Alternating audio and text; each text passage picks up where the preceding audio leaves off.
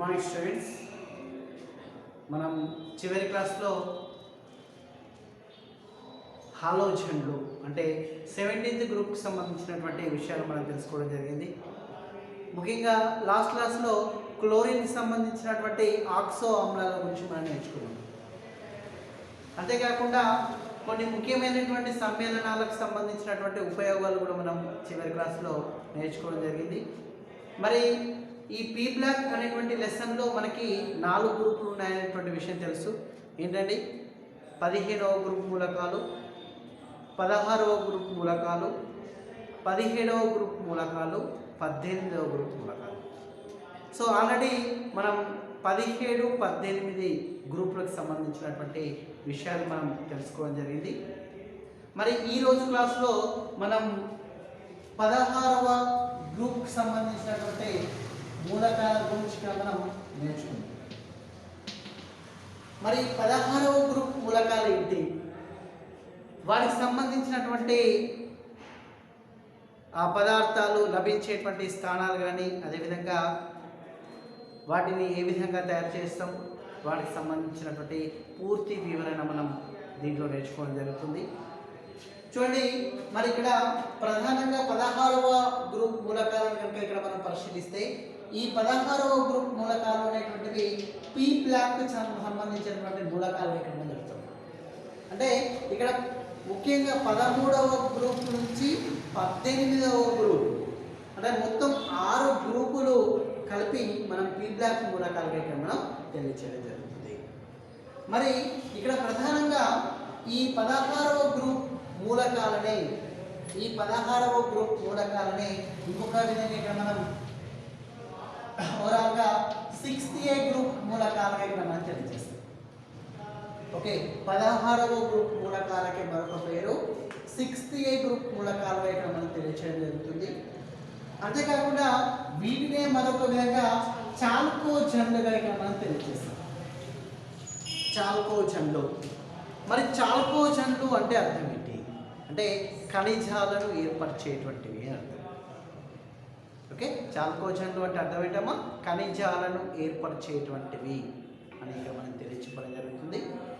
మరి ఏంటి ఈ గ్రూప్ మూలకాలు అంటే, ముఖ్యంగా ఈ గ్రూప్లో ఉండేటువంటి ముఖ్యమైనటువంటి మూలకం ఏంటి అంటే ఇక మనం ఆక్సిజన్ ఇక్కడ మనం చెప్తాం.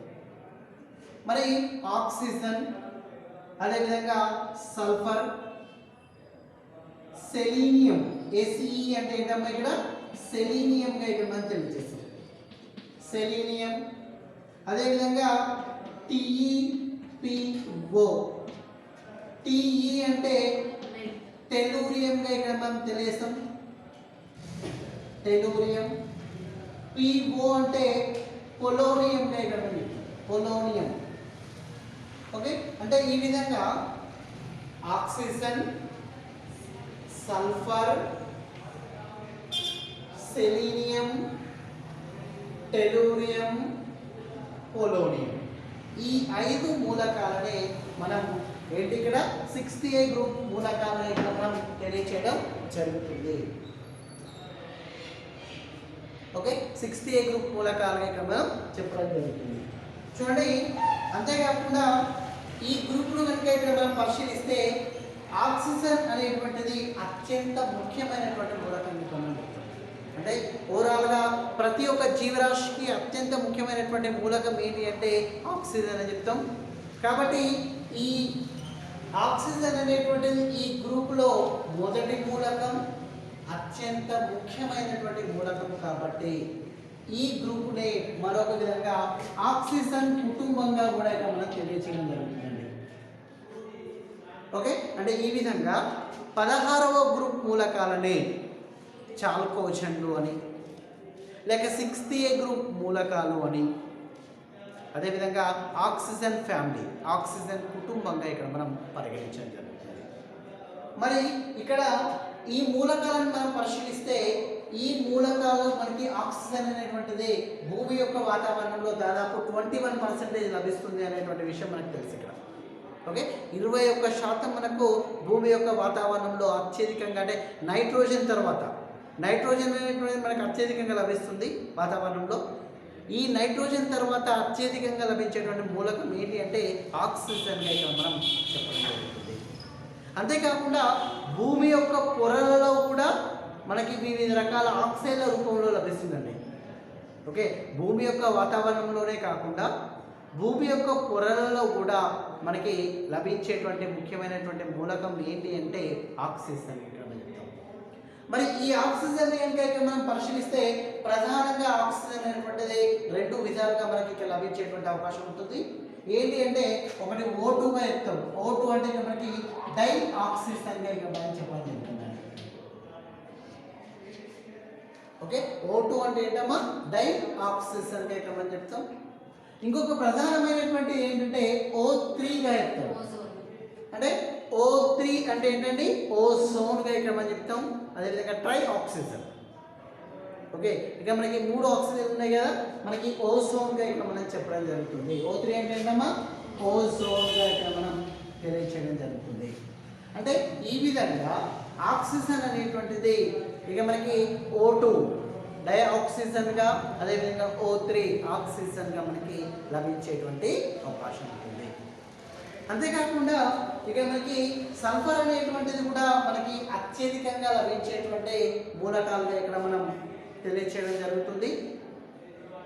మరి ఈ సల్ఫర్ అనేటువంటిది జీవ పదార్థాలలో అత్యధికంగా ఉంటుందండి. మరి ఎటువంటి వాటిలో అత్యధికంగా ఉంటుంది? ముఖ్యంగా వెంట్రుకలలో ఉండేటువంటి ముఖ్యమైనటువంటి కారకం ఏంటంటే ఇక్కడ మనకి సల్ఫర్ చెప్తాం. అంతేకాకుండా ఇక్కడ మనకి వెల్లుల్లి,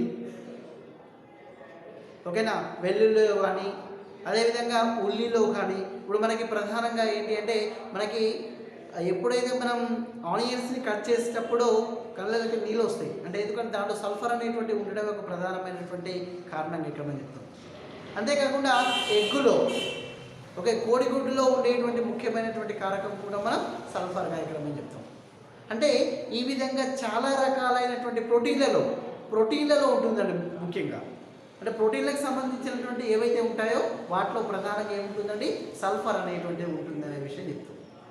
మరి కాంపౌండ్స్ కనుక ఇక్కడ మనం పరిశీలిస్తే ముఖ్యంగా H2S హైడ్రోజన్ సల్ఫైడ్, ఈ హైడ్రోజన్ సల్ఫైడ్లో సల్ఫర్ అనేటువంటిది ఉంటుంది. అంతేకాకుండా ఇక ముఖ్యంగా ఏంటి అంటే MgSO4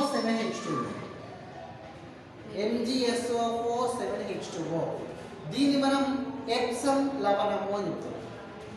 ఓకే, MgSO4 దీన్ని మనం ఎప్సమ్ లవణంగా ఇక్కడ మనం తెలియజేస్తాం. అంతేకాకుండా చూడండి CaSO4 దీన్ని మనం జిప్సమ్ అని చెప్తాం. ఓకే, అదేవిధంగా మనకి CaSO4 ఆఫ్ H2O అంటే ప్లాస్టర్ ఆఫ్ ప్యారిస్ అని చెప్తాం. ఓకే, ఇక మనకి CaSO4 అంటే ఏంటంటే జిప్సమ్. అంతేకాకుండా CaSO4 ఆఫ్ H2O అంటే ప్లాస్టర్ ఆఫ్ ప్యారిస్ అని చెప్తాం. అంతేకాకుండా CuFeS2 కాపర్ పైరటీస్గా ఇక్కడ మనం చెప్తాం. CuFeS2 కాపర్ పైరటీస్గా ఇక్కడ మనం చెప్తాం. అంతేకాకుండా ముఖ్యంగా PbS లెడ్ సల్ఫైడ్ ఇక్కడ మనం చెప్తాం. ఈ లెడ్ సల్ఫైడ్కి మరో పేరు గెలీనా అని చెప్తామండి. ఓకే, దీన్ని ఏం చెప్తామమ్మా ఇక్కడ గెలీనాగా ఇక్కడ మనం తెలియచేయడం జరుగుతుంది. దీన్ని మనం కాపర్ పైరటీస్గా ఇక్కడ మనం తెలియజేస్తాం. అంతేకాకుండా ఇంకొక ముఖ్యమైనటువంటి పదార్థం ఏంటంటే ZnS అని చెప్తాం. మరి ZnS అంటే ఏంటి? ఇక్కడ జింక్ బ్లెండ్ అని చెప్తాం. ZnS అంటే జింక్ బ్లెండ్గా ఇక్కడ మనం చెప్తాం. అంటే ఈ విధంగా చాలా రకాల పదార్థాలలో మనకి ముఖ్యంగా ఉండేటువంటి మూలకం ఏంటి అంటే సల్ఫర్గా ఇక్కడ మనం చెప్తాం. అంతేకాకుండా Cu2S అంటే అన్ని రకాల సల్ఫైడ్లో ఇప్పుడు చూడండి ఇక్కడ జింక్ సల్ఫైడ్ అని చెప్తాం, లెడ్ సల్ఫైడ్ అని చెప్తాం, కాపర్ సల్ఫైడ్ అని చెప్తాం. అంటే అన్ని రకాల సల్ఫైడ్లలో కానీ సల్ఫేట్లలో కానీ మనకు ప్రధానంగా ఉండేటువంటి ఇప్పుడు BSO4 అనేటువంటిది కూడా ఒక ముఖ్యమైనటువంటి కారకం చెప్తుంది. ఓకే, దీన్ని మనం బెరైట్ అని చెప్తాం. బెరైట్ BSO4 అంటే దీంట్లో కూడా మనకి ప్రధానంగా ఉండేటువంటి మూలకం ఏంటి అంటే సల్ఫర్ అనే క్రమం చెప్తాం. అంటే ఈ విధంగా ఈ గ్రూపులో మనకి అత్యధికంగా లభించేటువంటి మూలకాలు ఏంటి అంటే ఇక్కడ ఆక్సిజన్ సల్ఫర్ అనే క్రమం చెప్పడం జరుగుతుంది. ఇక సెలీనియం కానీ టెలూరియం కానీ పొలోనియం కానీ కాస్త తక్కువగా లభించేటువంటి మూలకాలు చెప్తాం. ఇంకా పొలోనియం అనేటువంటి చాలా చాలా తక్కువగా లభించేటువంటి మూలకంగా ఇక్కడ మనం చెప్తాం. ఓకేనా, పొలోనియం అనేటువంటి ఇంకా చాలా చాలా తక్కువగా లభించేటువంటి మూలకంగా ఇక్కడ మనం చెప్తాం. ఇక్కడ చూడండి H2Seగా H2Teగా H2POగా చెప్తామండి. ఇక్కడ సెలీనియం అని చెప్తున్నాం కదా, సెలీనైడ్ H2Se అంటే సెలీనైడ్ అని సెలీనైడ్.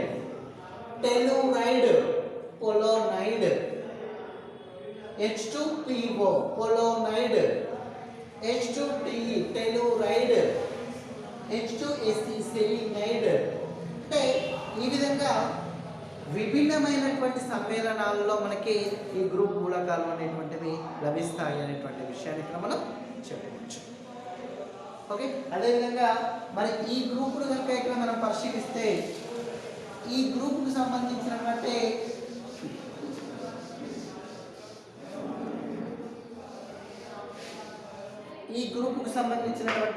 పరమాణు సంఖ్యలు ఏంటి, వాటికి సంబంధించినటువంటి ఎలక్ట్రాన్ విన్యాసం ఏంటో చూద్దాం.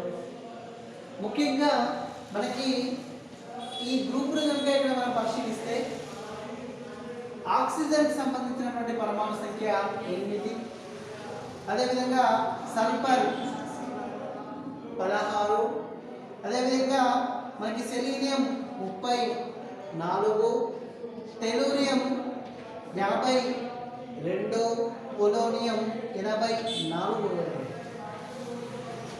ఓకే, ఏంటండి ఆక్సిజన్ యొక్క పరమాణు సంఖ్య ఎంత 8, సల్ఫర్ 16, మనకి 2 తెలుసు ఆల్రెడీ.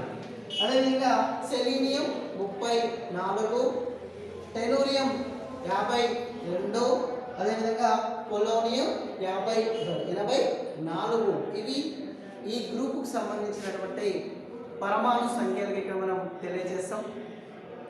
మరి ఈ గ్రూపుని మనం పరిశీలిస్తే చూడండి, ఇక్కడ సర్వసాధారణంగా NH2NP4 అనేటువంటి ఎలక్ట్రాన్ విన్యాసాన్ని కలిగి ఉంటుందండి.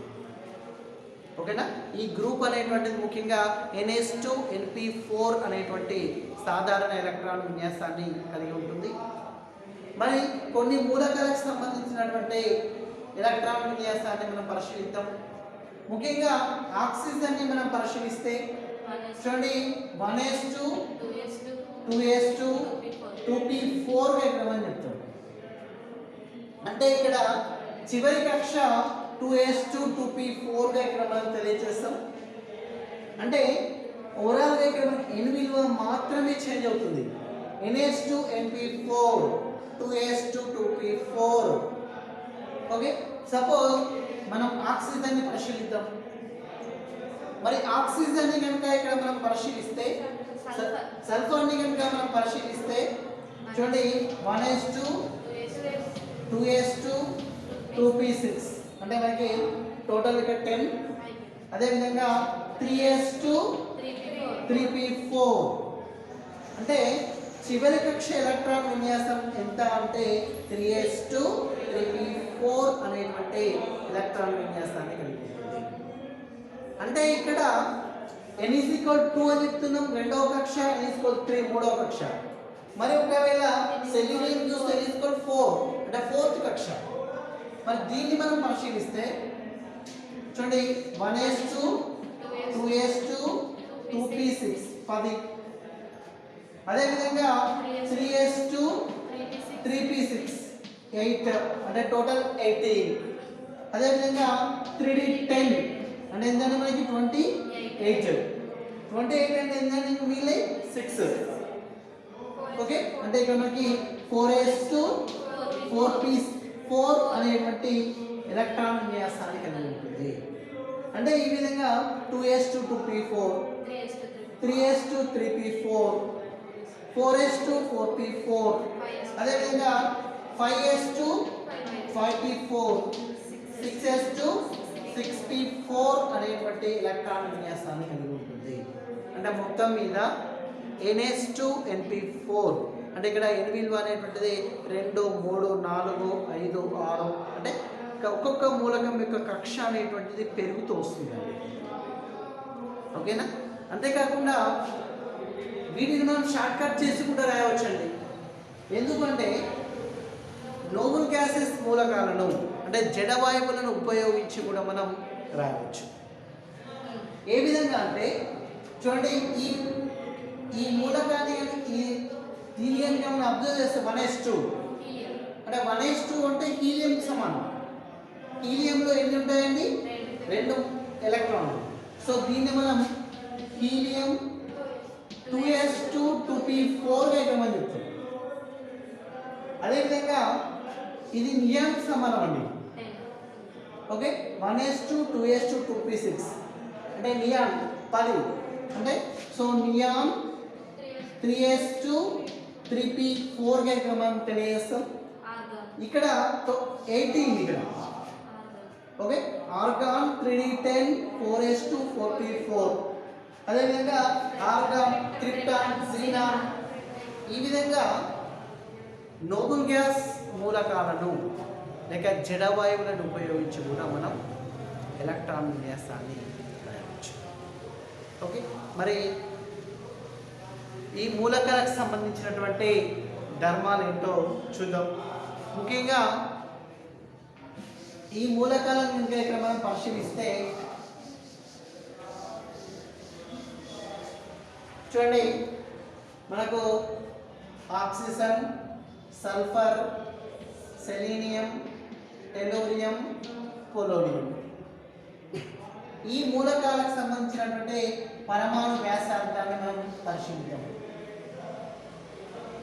చూడండి, పరమాణు వ్యాసార్థం ఆల్రెడీ మనకు పరమాణు వ్యాసార్థం అంటే ఏంటో తెలుసు. ఏంటంటే ఇక్కడ ఏదైనా ఒక పరమాణు యొక్క కేంద్రకానికి చిట్ట చివరి కక్షలో తిరుగుతుండేటువంటి ఎలక్ట్రాన్కు మధ్య గల దూరాన్ని పరమాణు వ్యాసార్థంగా ఇక్కడ మనం పరిగణిస్తాం. ఓకే, అంటే సపోజ్ మనకు ఇది ఒక కేంద్రకం అనుకున్నట్లయితే ఇవి వివిధ రకాలైనటువంటి కక్షలుగా ఇక్కడ మనం అనుకున్నట్లయితే, మరి ఇక్కడ ప్రధానంగా ఈ కేంద్రకానికి చివరి కక్షలో తిరుగుతుండేటువంటి ఎలక్ట్రాన్కు ఈ మధ్య ఉన్నటువంటి దూరాన్ని మనం పరమాణు వ్యాసార్థంగా పరిగణించడం జరుగుతుంది. మరి ఈ పరమాణు వ్యాసార్థం అనేటువంటిది ఏ విధంగా ఉంటుంది అంటే గ్రూపులో పై నుండి కిందికి వచ్చే కొద్ది పరమాణు వ్యాసార్థం అనేటువంటిది పెరుగుతుంది.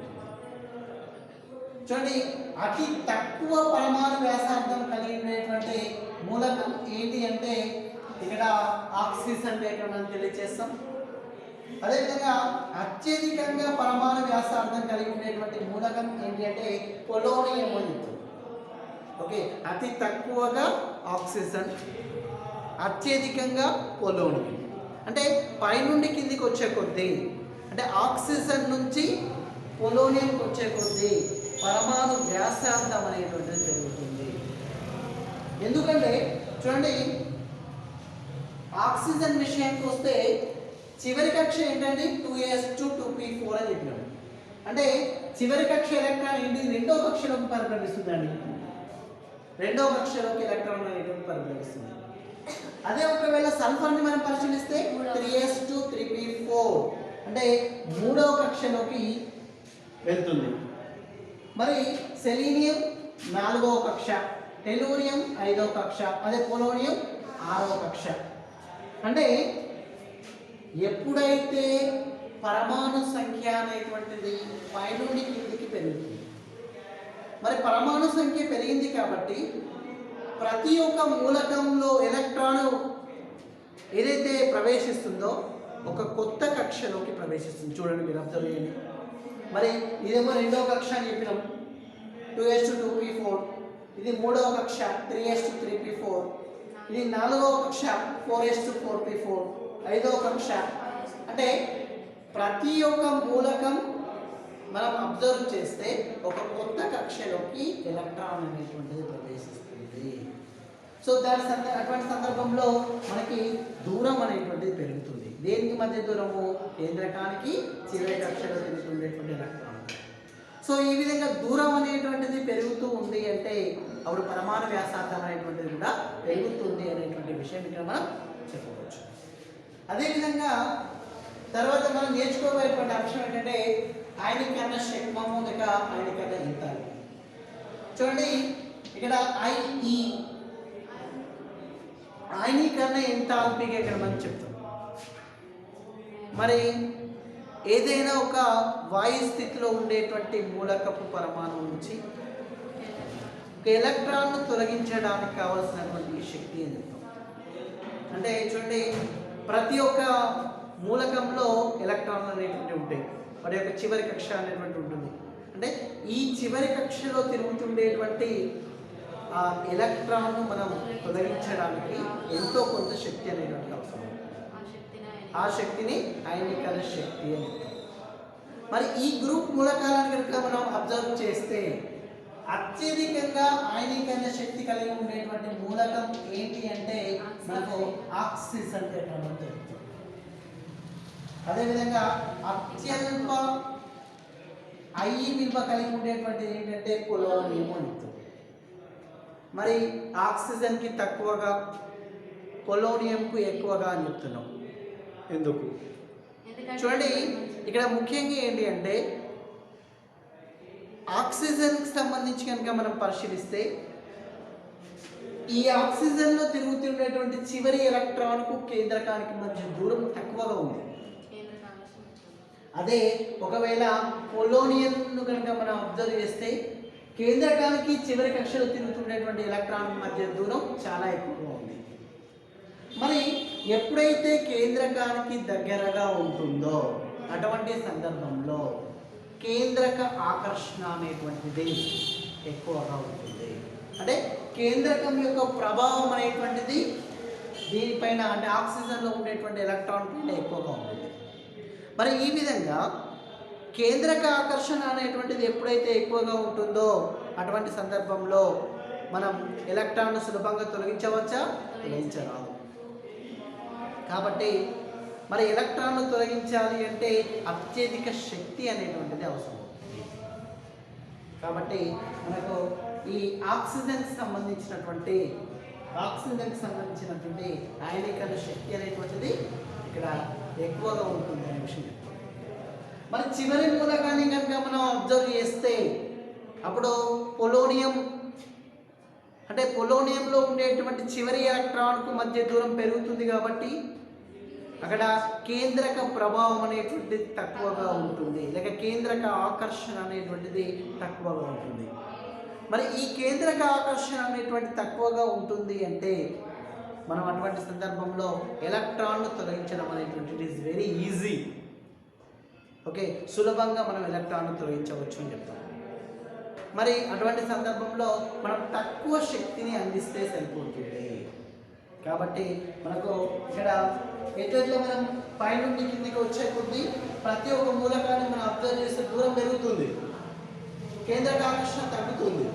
తగ్గడం ద్వారా శక్తి అనేటువంటిది కూడా ఆయనీకరణ శక్తి అనేటువంటిది కూడా తగ్గుతుంది అనే విషయాన్ని మనం చెప్పవచ్చు. ఓకే, అదేవిధంగా చూడండి మూడవ అంశం కనుక ఇక్కడ మనం పరిశీలిస్తే ఈఎన్ ఎలక్ట్రోనెగటివిటీ అని చెప్తాం, రుణ విద్యుదాత్మకత అని చెప్తాం. మరి ఏదైనా ఒక రసాయన బంధంలో ఒక పదార్థం ఏర్పరచడంలో ఒక మూలకం మరొక మూలకాన్ని ఆకర్షించేటువంటి ప్రవృత్తిగా ఇక్కడ మనం తెలియజేస్తాం. ఓకేనా? అంటే సింపుల్గా చెప్పాలంటే మూలకం ఆకర్షించేటువంటి ప్రవృత్తి. మరి ఇక్కడ ప్రధానంగా ఈ గ్రూప్ మూలకాలను మనం అబ్జర్వ్ చేస్తే ఇక్కడ కూడా మనకి అత్యధికంగా ఎలక్ట్రోనెగటివిటీ కలిగినటువంటి మూలకం ఏంటి అంటే ఆక్సిజన్. అంటే ఆక్సిజన్కి ఆకర్షించేటువంటి ప్రవృత్తి ఎక్కువగా ఉంటుంది కాబట్టి ఎక్కువ మూలకాలతో చర్య జరిపేటువంటి తత్వం కలిగి ఉంటుంది ఆక్సిజన్కి. అదే మనం ఆక్సిజన్ నుంచి పొలోనియం కనుక మనం వచ్చినట్లయితే క్రమంగా రుణ విద్యుదాత్మకత అనేటువంటిది కూడా తగ్గేటువంటి అవకాశం ఉంటుంది. ఓకేనా? రుణ విద్యుదాత్మకత అనేటువంటి ఏ విధంగా ఉంటుందండి? తగ్గేటువంటి అవకాశం ఉంటుంది. అంటే ఈ విధంగా రుణ విద్యుదాత్మకత అంటే ఏంటంటే ఏదైనా ఒక రసాయన బంధంలో ఒక పదార్థం ఏర్పరచడంలో ఒక మూలకం మరొక మూలకంతో ఆకర్షించేటువంటి ప్రవృత్తి అని చెప్తాం. మరి ఇక్కడ ప్రధానంగా ఈ గ్రూపును మనం అబ్జర్వ్ చేస్తే ఆక్సిజన్కి అత్యధిక రుణ విద్యుదాత్మకత అనేటువంటి కలిగి ఉంటాం. క్రమంగా కిందికి వచ్చే కొద్దీ రుణ విద్యుదాత్మకత అనేటువంటిది తగ్గుతుంది అనే విషయం. అదేవిధంగా మూడోది మనం పరిశీలిస్తే ఈఏ అంటే ఎలక్ట్రాన్ ఎఫినిటీ అని చెప్తాం. ఈ ఎలక్ట్రాన్ ఎఫినిటీకి మరొక పేరు ఎలక్ట్రాన్ గ్రాహ్య ఎంథాల్పీ అని చెప్తాం. ఓకేనా?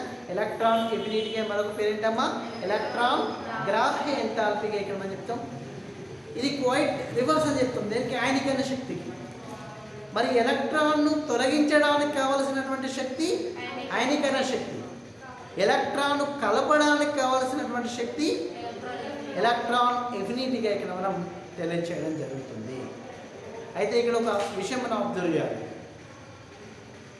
కొన్ని సందర్భాలలో ఎలక్ట్రాన్ను కలపడంలో శక్తి అవసరమవుతుంది, లేక శక్తి అనేటువంటిది విడుదలవుతుంది.